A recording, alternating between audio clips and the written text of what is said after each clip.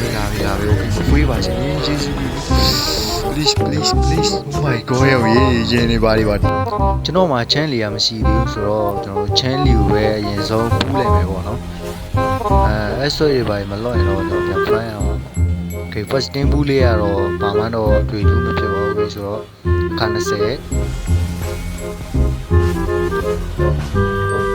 okay ခါ20လည်းဘာမှတော့မပြောပါဘူးခါ30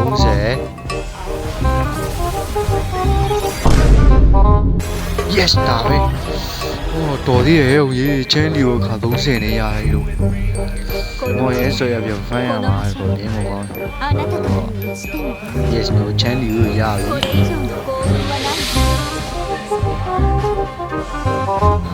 မိုက်ရ okay ချမ်းလီကိုရပြီဆိုတော့ကျွန်တော် view လေးခွင်ဘာနာလေးကိုပူးလိုက်ရ let's go okay 50 မလောက်ဖို့တော့ကျွန်တော်လင်းတာပဲ50 ခွေးတော့ခွေးပေါ့လုံးခွေးဖြစ်အဲ့ဆိုရင်အများကြီးပြန်ဖမ်းရအောင်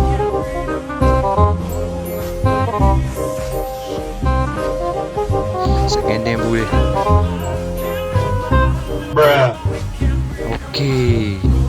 အရှင်ပြေးသေးတယ် okay နောက်အတင်းဘူးလေးတက်သွားမယ်ဟာ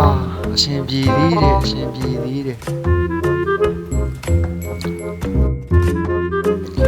okay ဒါတော့ဆိုရင်တော့ခါ40ရှိပြီ please ဟာအရှင်ပြေးတယ်နော်အဲ့ဆိုရမရှိဘူး okay တော့ဆိုတော့တင်းဘူးလေးတက်သွားလို့ရပြီလို့ဆိုတော့ခါ50နေရေး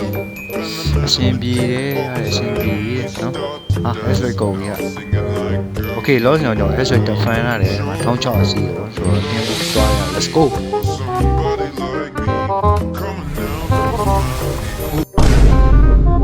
လာပြီဖွေးပါရှင်ကျေးဇူး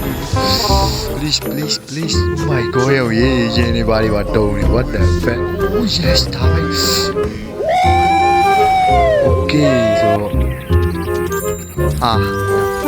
ไม่นะ what the fuck အမေရှေတော်သေးတာပေါ့ကွာ50မဖွေးရင်တော့သွားပြီအဲ့ဆိုရင်အများကြီးဖမ်းရမှာ50မဖွေးတာပဲကံကောင်းတယ်